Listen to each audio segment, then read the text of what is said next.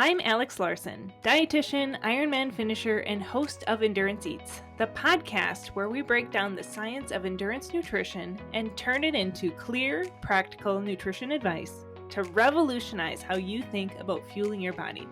So grab a seat or keep moving if you're out training, and let's get started. Hello, welcome back to the Endurance Eats podcast. I am so honored that you're here. When I started planning out this podcast's first season of episodes, the topic of creatine was at the top of my list because it is the number one supplement that I get asked about. I wanted to bring in an expert in creatine, and I am not exaggerating when I say it took me less than 3 minutes of searching the PubMed creatine research articles to find one common name among the authors, Dr. Scott Forbes. I immediately went to see if I could find him on social media, and his Instagram account is entirely dedicated to talking about creatine. Dr. Forbes is an associate professor and chair in the Department of Physical Education Studies at Brandon University, located in Manitoba, Canada. He is a scientific advisor and fellow for the International Society of Sports Nutrition. That's a really big deal. And a clinical exercise physiologist and high performance specialist through the Canadian Society of Exercise Physiology. Dr. Forbes has published over 130 peer-reviewed manuscripts and 5 book chapters. I got our expert. I have a long list of questions to ask him so that you can make an informed decision on using creatine for your endurance performance. If you love this episode, it would mean the world to me if you can leave a review. And make sure to check out the episode show notes for any links to any references and research studies that we discuss. All right, let's get started with Dr. Scott Forbes. Scott, welcome. I can't thank you enough for being here and sharing your expertise today. Happy to be here. Anytime I get to talk about creatine, I get very excited. I love it. Well, first of all, I love that you're Canadian. My team and I have worked with quite a few Canadian athletes. We love working with you guys. You are, I guess, just for being from Minnesota, we just have this like connection automatically. Like one, we have to survive very brutal winters. Like it gets really cold up here. And I had to look up where Brandon University was. You're not that far from like North Dakota, Minnesota area. Yeah, we're actually pretty close to the border, but yeah, it gets pretty cold where I'm located in Canada as well. So yeah, and where you're located, you kind of get it like a day ahead of me, like where because I worked with an athlete that was in Winnipeg, and she would always have like weather like the day before, and so it was kind of interesting just working with her and trying to train and be active in those really cold months. Are you an athlete yourself? Are you active in sports at all? I used to be. So I used to be a kayaker Nice. when I was younger, and I raced. And then at the university level, I actually started running. So I ran cross country. And then I actually started this kind of obscure sport called canoe polo. And I did that for a few years. What is canoe polo? I have never heard of this. So it's actually played in kayaks, but the official name of the sport is called canoe polo, but it's water polo played in kayak. So it's played 5-on-5, and you play like either in a big swimming pool. So the playing area is 35 meters long by 25 meters wide, or you can play in a lake. And the nets are actually suspended 2 meters in the air, and they're 1 meter by 1.5 meters. And essentially the goalie just holds up their paddle to try to stop the ball from going into the net. And it's water polo. It's you got to check it out. You got to YouTube. Oh my gosh, that sounds so fun. Yes. Well, how big are your kayaks? Because I'm envisioning myself sitting in a kayak and trying to get around and just being super frustrated because I'm always like bumping into other people's kayaks. Yeah, so they're 3 meters long. So they're little. Well, compared, little, I mean, they're bigger than what. 3 meters long. Okay. Yeah. So, all right. Yeah, that's a pretty good size kayak. Yeah. Yeah, and they have specialized bumpers on the front and back, so you can like bump into people, and you're allowed to hand tackle people over, so you can push them over, so they have to right themselves back up. And yeah, it's a pretty pretty aggressive, funky sport. So you definitely have to check that out. So I was Oh involved with my that. gosh. I actually competed at the World Championships in 2018, and but that's essentially the last time that I kind of played in that sport. So right now I just kind of exercise for general health. So try to go to the gym a couple times a week and ride my bike to work and things like that. So That's amazing.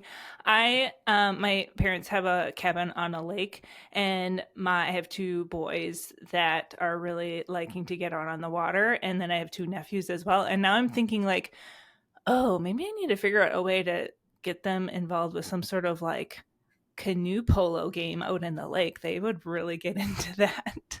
absolutely. That's awesome. Now I'm like have all these ideas in my head of what I could do to keep those boys entertained while we're out at the lake. Okay, so anyways, we are here to talk about creatine. I saw online on your Instagram there was an Instagram caption that you are Dr. Creatine. Have people been calling you that? Is that your alias? Yeah, I guess so. I've just published quite a bit in that particular Yes. area. So Yeah. How long have you been studying creatine exactly? my first creatine study, I believe, was published in 2008. So quite a few It's been a years while. ago. Yeah. There's other people in the world that are also big into the creatine research. One is a good friend and collaborator from the University of Regina. His name's Dr. Darren Kando. He maybe should be called Dr. Creatine, or he's definitely kind of the creatine goat, as I would say. Sure. But yeah, I've been very fortunate to collaborate with him and work on a lot of creatine papers. So yeah, people Love call that. me Dr. Creatine. Yeah. Well, for those that are listening and don't know much about creatine, can you just explain what creatine is? Yeah, of course. So creatine is actually just made up of 3 amino acids. So amino acids are the building blocks of protein. So anytime you're consuming protein, you're consuming these amino acids. So the 3 specific are arginine, glycine, and methionine.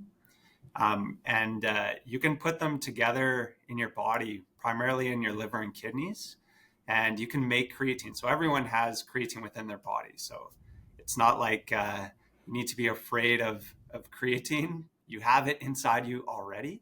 But you can also get it from food sources as well, primarily red meat and seafood, but also a little bit of dairy or chicken, for example.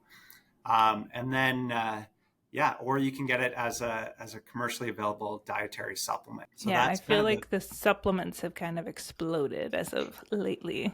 yeah, and kind of the reason why is because it's actually hard to get a lot of creatine from those food sources. And so even if you're eating those food sources, those animal-based products, red meat, seafood, etc., you're still only about 80% saturated within your muscle. So if you take this commercially available dietary supplement, creatine monohydrate, for example, you can fill your muscles with a little bit more creatine. If you're a vegan or a vegetarian, you actually are a little bit more responsive to creatine supplementation just because you have less in your muscles to begin with. When most people think of creatine, I feel like they automatically just think it's for weightlifters because I feel like marketing wise, it's been heavily marketed towards those that are like strength training and looking to put on a lot of muscle.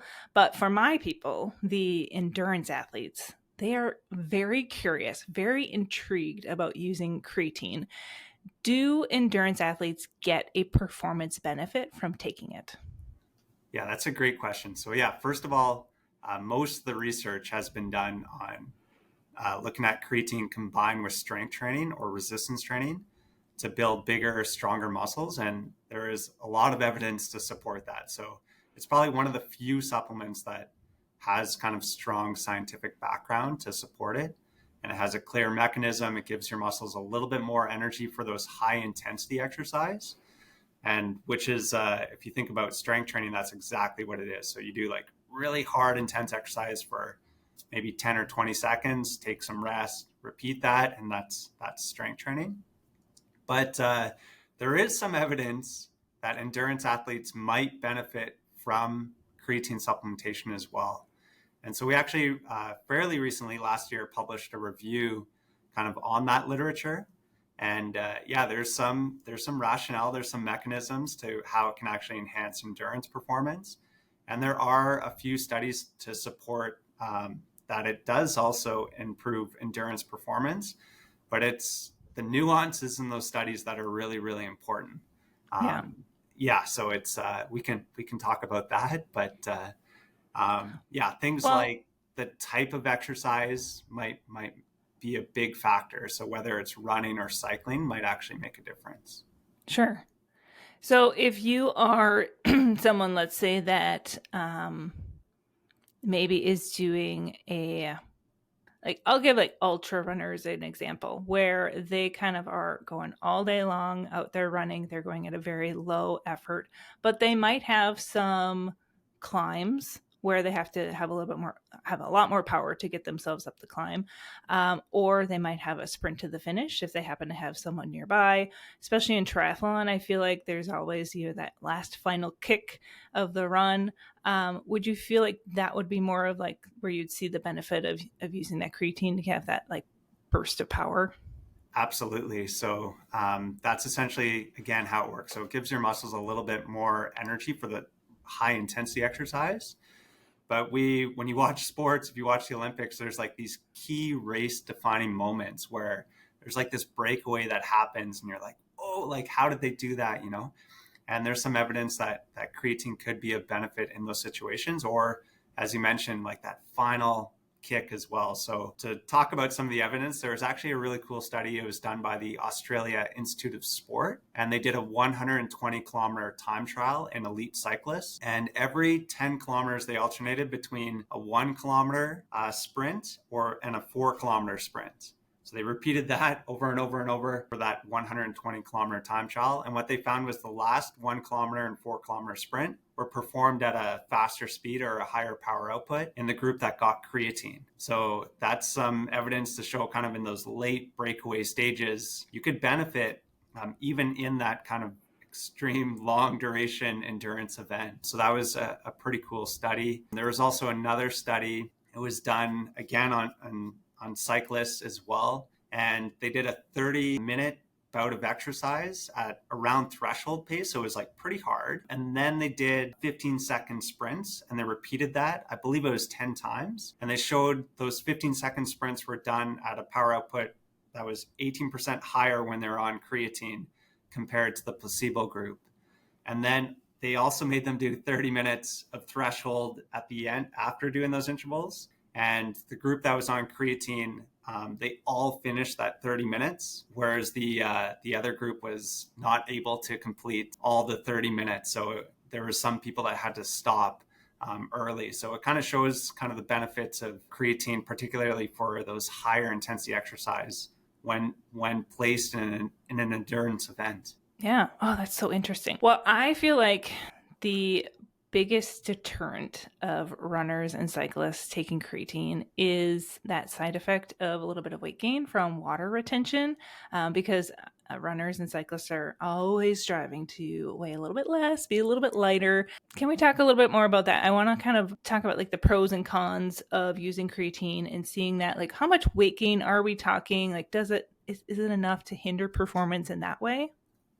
Yeah, so it is possible to actually hinder performance with the weight gain. So we recently did another review where we looked at all the studies that have ever looked at creatine and measured gains in body mass or weight. And when you put all those studies together, which was about 135 studies, so there's quite a few studies out there. Yeah. On average, you gain about 0.86 kilograms of body weight. So that's kind of the average weight gain with creatine. Some of that, of course, is going to be water retention, but over time, that actually stimulates the muscle to grow. So you're just going to have stronger muscles over time. But there is one study in runners where they showed if they took creatine for 1 week, they had an increase in body mass and their running performance got worse. So they actually ran slower. And the authors suggested that that was associated with that increase in body mass.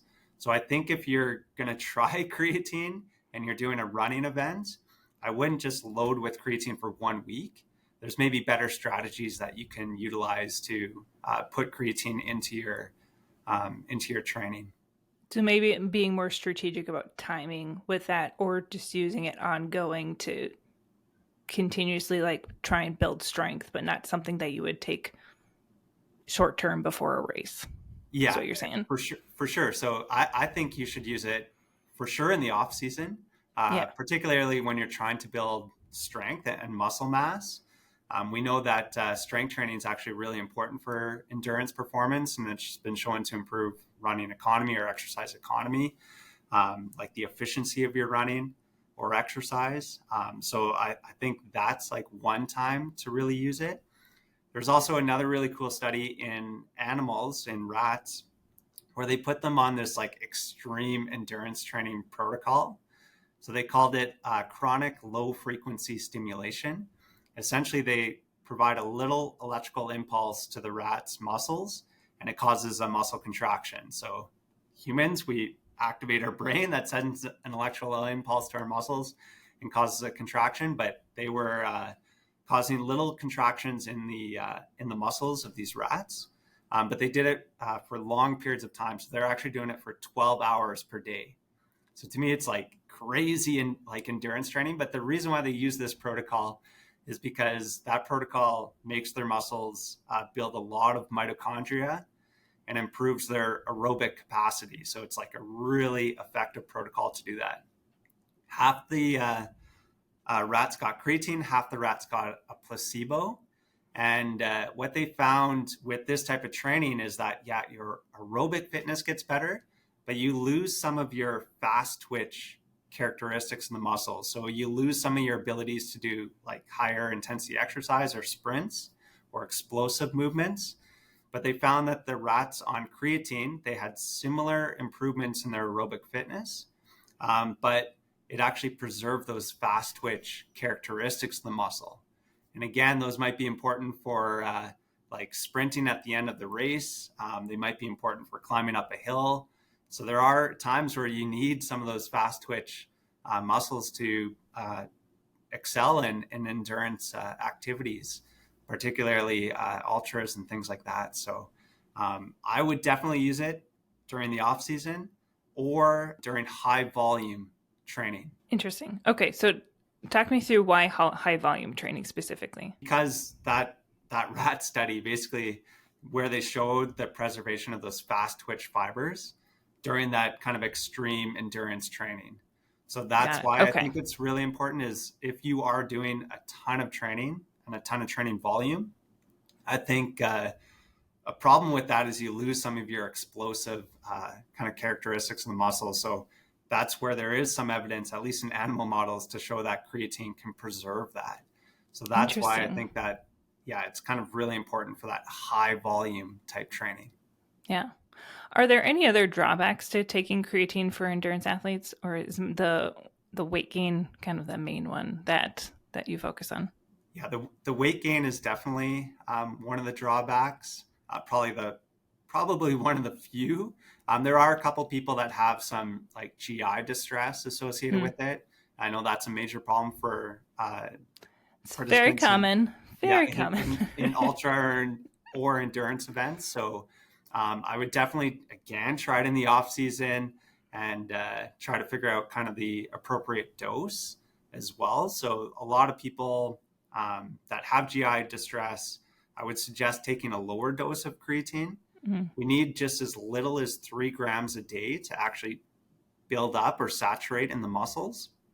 And it's also a good idea to take it with food as well. So a lot of people are like, should I take it alone or with food? And you can take it with food. And we actually know that if you take it with carbohydrates, you can actually increase the creatine uptake into the muscle, but you can also increase glycogen resynthesis, or the interesting, taking up more glycogen into the muscle as well. Oh, that's fabulous. Because for a lot of endurance athletes that are doing high volume training, especially like I'm thinking of like my Ironman athletes or my cyclists that are going out for like 5, 6, 7, 8 hour rides. you don't just like reload glycogen levels instantly afterwards. Like it's a long process. So the fact that you could take some creatine and some carbs help with recovery, like muscle recovery and rebuilding there. But also seeing an improvement in reloading glycogen levels, I think that's amazing. Yeah, and that's been shown as quickly as even 24 hours. Oh, wow. So even like the next day, you're going to have more glycogen in your muscle if you co-ingest it with creatine. So Oh, yeah, definitely, I think important for endurance athletes. That's like, we know eating pasta is really important for endurance, and carbohydrates are important for endurance performance. Um, so if you can co-ingest it with carbohydrates, you can actually get more glycogen, and the recovery of that glycogen is even faster with creatine. yeah. So then maybe you could do 2-a-day trainings, or if you have, a hard training session one day and the next day, yeah, definitely consider taking creatine as well. Yeah, just another reason to take carbs, my listeners. Like, we're all team carbs here, so I love that. So I've had some questions from women who are worried that it will make them bulky. I have been taking creatine for a while now. In the first few weeks, I will admit that I would drink the creatine after my workout. And I took it with some carbs, I will say that. And I would always envision myself, for some reason, I had this picture in my head that I was going to wake up the next morning like swole, all like the Hulk. That never happened. And it's been a couple months now, and that I've been taking it. And I've been super pleased so far with how my body has responded to it. And that's doing strength training 2 times a week, running and cycling 4 or 5 days a week. Definitely not like bulking up, but noticing that I'm feeling definitely a lot stronger. I'm historically not a great like climber with running and cycling, so I'm really hoping long term here that I can build some strength and get better on the climbing. But Scott, can you just back me up here and relieve my female endurance athlete friends out there that it's not going to make them bulky?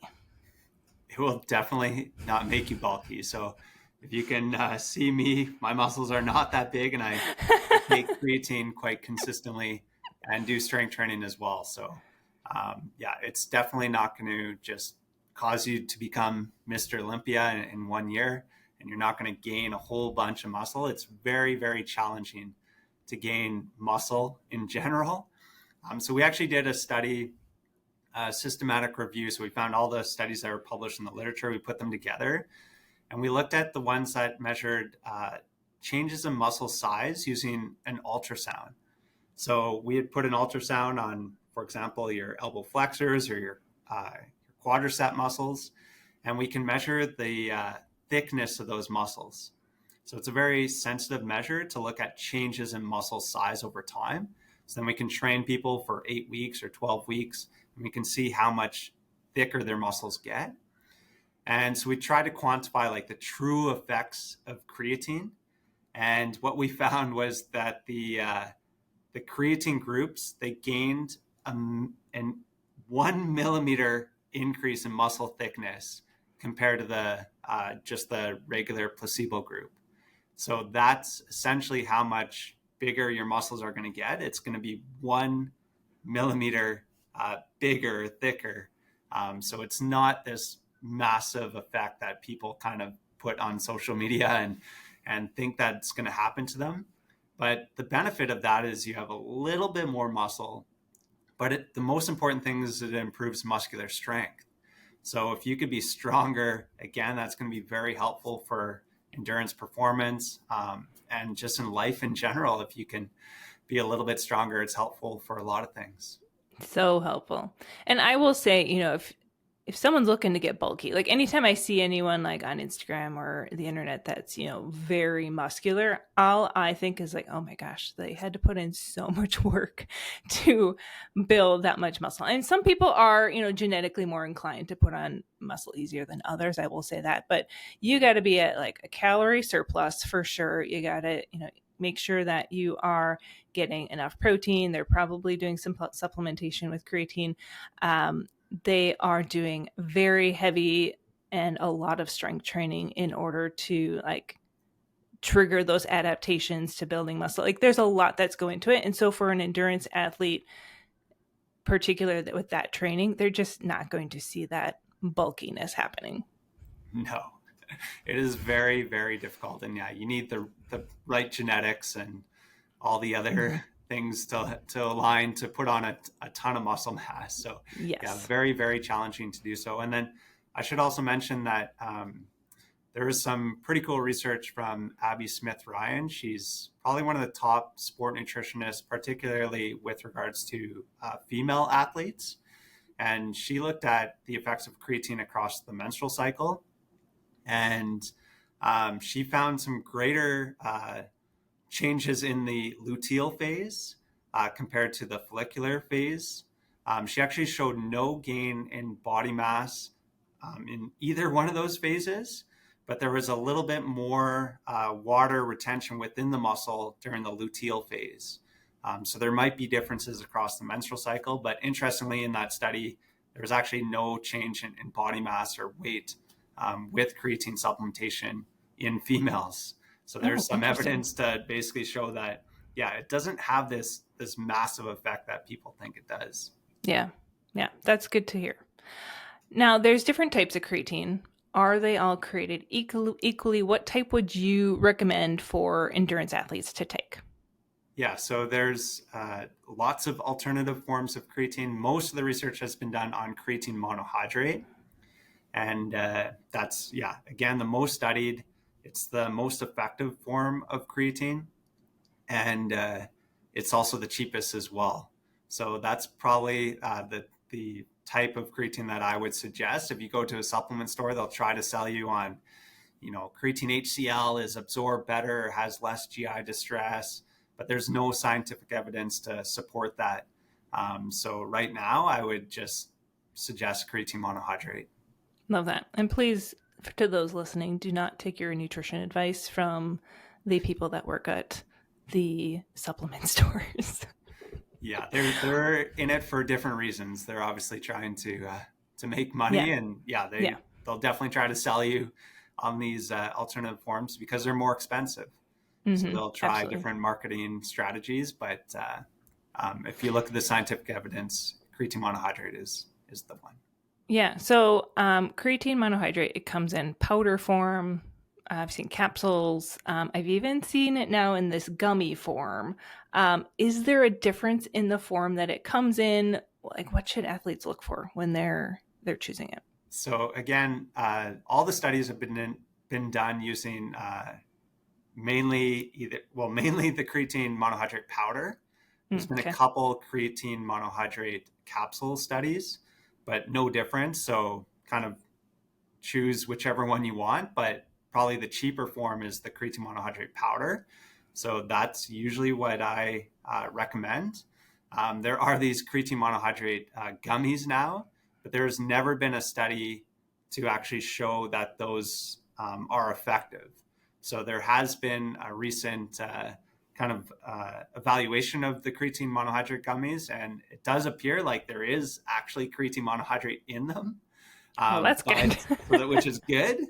But whether they actually affect performance, there's no creatine monohydrate gummy studies ever been done. So if we just want to stick to the evidence, creatine monohydrate powder is kind of the choice right now.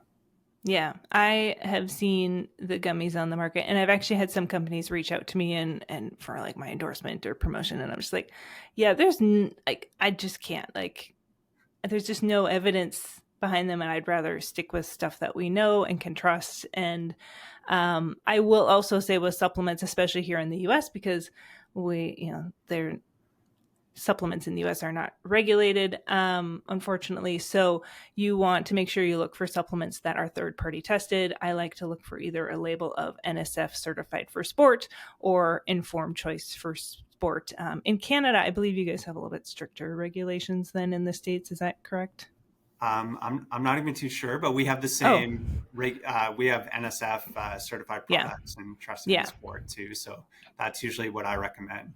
Yeah, and with that third-party testing, they are looking at making sure that the label is accurate, that what's in there is safe, that there's no, illegal substances or things that are going to be harmful. And so it's really, really important that you're buying your supplements from a very reputable company that has some third-party testing involved.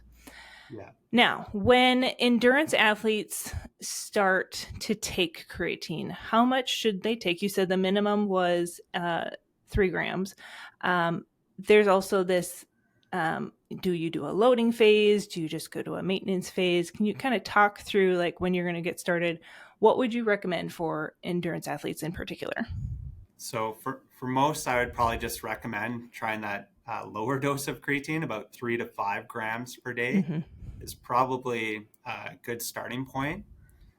There is some evidence that, if you load with creatine, you take 20 grams per day, and usually you take that in 4 doses throughout the day, that you can load your muscles or saturate your muscles in about 5 to 7 days. So if you want the kind of creatine into your system as quickly as possible, then you can do the loading phase. But for most people, it's not necessary to do that. So I just kind of recommend 3 to 5 grams per day.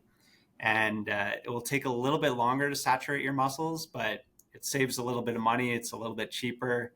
You're using a less of the supplement. And over time, you can saturate your muscles. So if you take 3 grams per day, the evidence shows it takes 28 days to get to the same saturation as doing that loading phase, which takes about 5 to 7 days. Love that. And I love that you're so like budget conscious as well. That way we can save people some money and they can use it towards buying like some sports fuel. Like get yourself some new gels or some energy chews. So I try and take my creatine after my workout, but with my schedule being all over the place and some days I'm never quite sure when I'm actually going to get my workout in, I in my head going, as long as I get it consistent daily, I'm good with that. But when it comes to creatine timing, what's going to offer the most benefit for athletes? That's a great question. We've actually done a few timing studies with regards to resistance training, and we tried to examine whether taking creatine before or after training was better. And we found absolutely no difference with regards to gains in muscle mass or muscle strength. So their adaptations were the exact same. And to me, it's just about consistency. So take it whenever you're going to be consistent with it.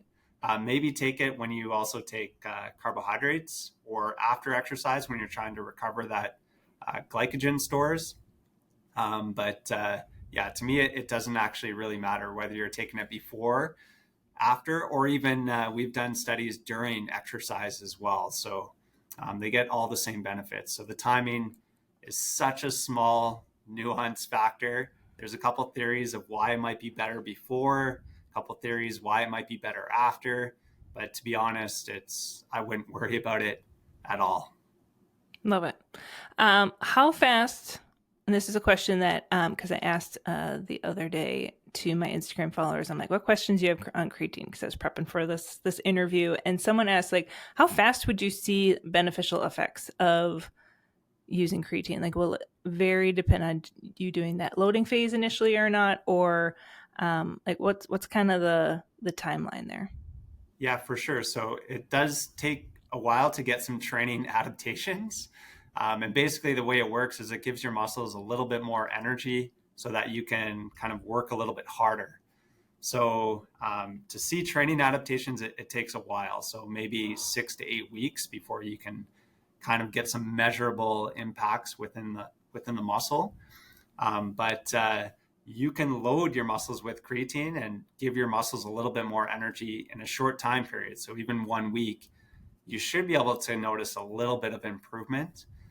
Or if you're just doing that lower dose, give yourself maybe 4 weeks before you will see some of those benefits. Love that. So you talked about there might be some GI symptoms as like side effects. Should there be any concern about kidney health? So that's a great question. And I think there's this misconception that creatine is bad for your kidneys. Mm-hmm. Because if you take creatine, it's going to increase this byproduct called creatinine. Mm-hmm. And creatinine, when measured in the blood, has been used as an indicator for kidney damage. So in a normal situation, if your creatinine levels start to go up, that means that your kidneys are not filtering properly. And that could indicate that something is wrong with your kidneys.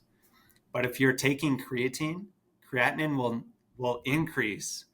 And that's just a normal kind of metabolism of creatine, a normal effect of having more creatine in your system. But it does not indicate that your kidneys are damaged.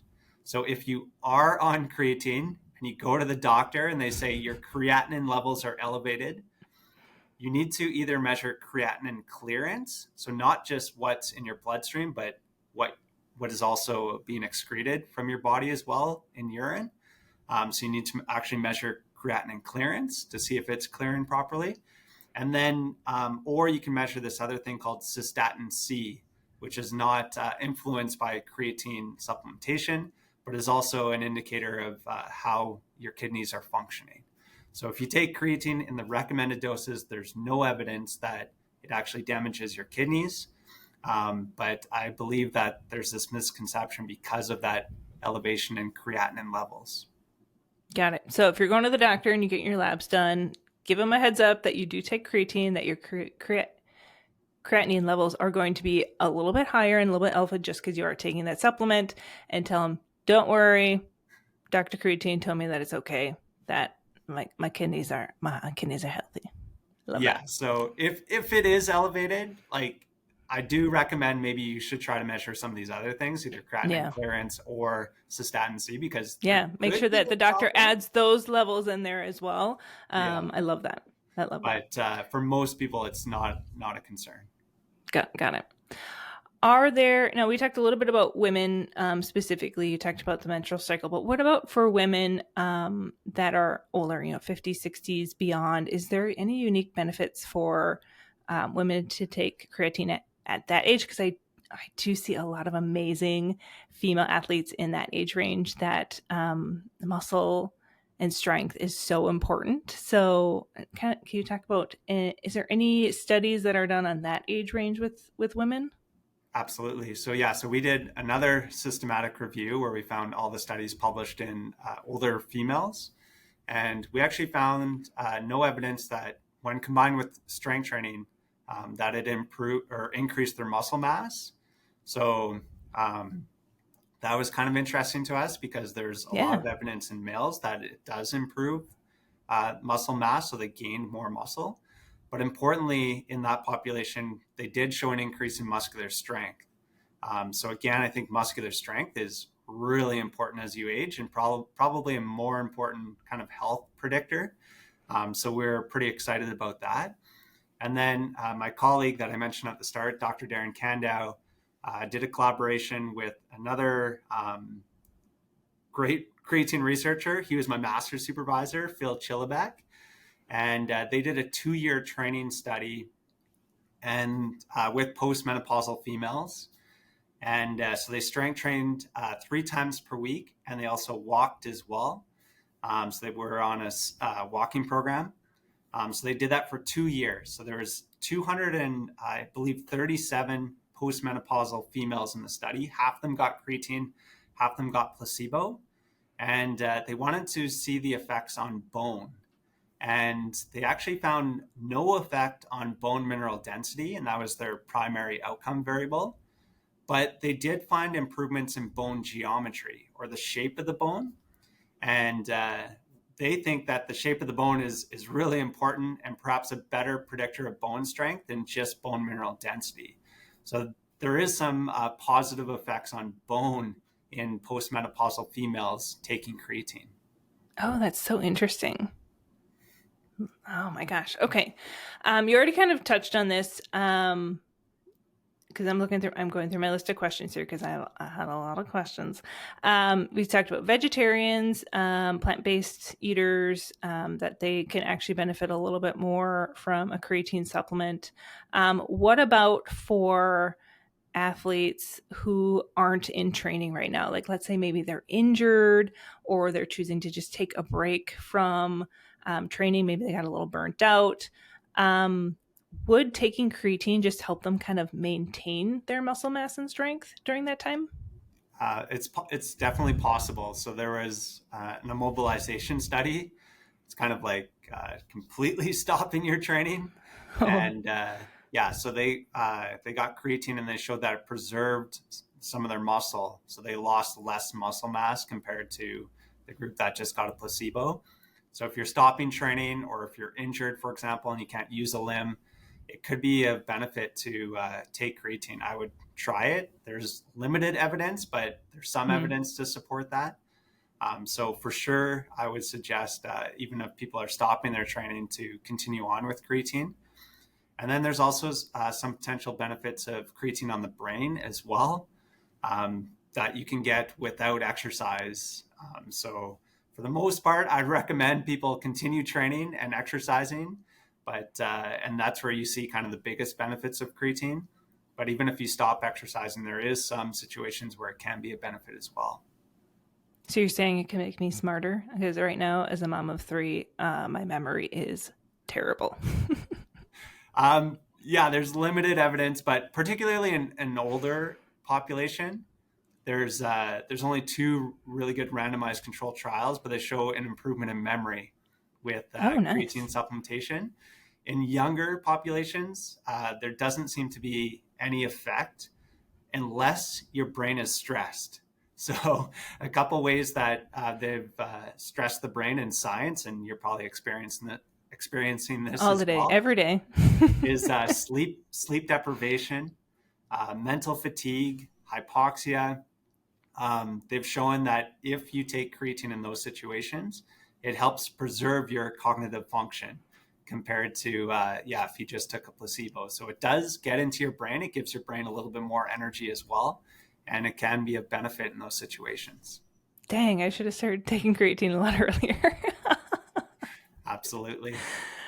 All right. So if someone stops taking creatine, will that like muscle mass or muscle strength that they built up while they're on it remain, or are they going to lose it? So first of all, once you stop taking creatine, it takes about 4 to 6 weeks to return back to baseline.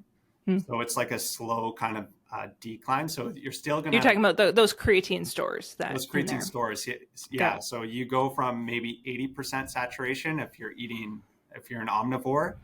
You start the supplement, you're going to go up to 100% saturation. So you fill your muscles with creatine. You stop taking it. It takes 4 to 6 weeks to return back to that 80% baseline. So it's not like you're just going to, lose all of your gains in 1 week afterwards. You're still going to have higher creatine stores in your muscle 1 week after compared to, yeah, when you stop taking it at that point. And then also, there's been studies to look at what happens when you stop taking creatine with regards to the rate of muscle mass loss and strength loss. And it was the exact same. So you're not going to lose muscle any faster or strength any faster compared to if you were or weren't on creatine. Just if you stop training, it's going to decrease at the same rate. So it's not like you're instantly going to lose all those gains that you work so hard to get. So if you stop taking creatine, but you still continue to strength train, you'd be able to maintain that muscle mass and that strength very easily. Absolutely, yeah. Love it. All right, Scott. Last question: what is to come in creatine research? Like, what can we look forward to seeing in the studies and learning more about in the future? Yeah, for sure. There's a lot of really interesting areas with regards to creatine supplementation. Um, Particularly, there's a study that we've just created the proposal for to look at the benefits of creatine for ultra events. So we're going to Oh, look at nice. the impacts just on a 50-kilometer race, but hopefully in the future we can do some longer duration races and try to take blood samples and see the effects on inflammation or oxidative stress and performance and all those great things. Um, so that will be really interesting. There's also some evidence that following a concussion, that your brain creatine levels are reduced, or in Alzheimer's disease as well. So perhaps taking a creatine supplement can improve concussion symptom recovery, or maybe even protect the brain a little bit from concussions as well. So That's definitely an area, a hot kind of topic these days. Oh And gosh, yeah. yeah, there's I know there's some research groups going around the world that are trying to study it, but concussions are a hard thing to study. But hopefully some Yes, it's not research. like you're gonna like cause someone to have a concussion so you can study. You kind of have to wait until someone happens to have one. Um, Exactly, yeah. And every concussion is so different. So really to mhm. try to tease out the benefits of creatine will be quite challenging as well.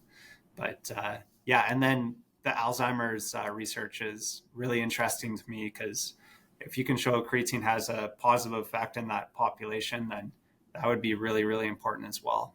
Yeah, absolutely. Oh goodness. All right. Wow, Scott, this was amazing. I am just so thankful for you to be here today, sharing your time, your expertise. I am really looking forward to continuing to follow you and your work that you do really closely in this latest research. I just love the evolution of nutrition and how we just continue to learn more and more things and being able to improve in performance and in health. So, if people want to follow you and your work that you're doing, where should they go? Probably the best is Instagram, just Scott underscore Forbes underscore PhD. And yeah, that's where I post a lot of my kind of content. You can Google search and find my name or my email as well. So you can contact me that way. But the best is Instagram. Yeah, that's incredible. I'm gonna make sure that I include the links to the studies that you mentioned in the episode show notes. So make sure to those listening, if you're wanting to check that out further, to head to that. Scott, please keep up the incredible work that you're doing, and thank you so much. Thank you for having me. I feel like the mission was accomplished here. What an incredible wealth of knowledge Dr. Forbes is. Be sure to head to the show notes as I'm providing an overview of everything that was covered today. And I want to thank you again for joining another episode of the Endurance Eats podcast. Whether you're just starting out into endurance sports or you're looking to expand as a seasoned athlete, I hope this episode offered you the insight and inspiration to new possibilities for improving your endurance performance. When it comes to nutrition, it's all about finding what works best for you. I'll see you in the next episode.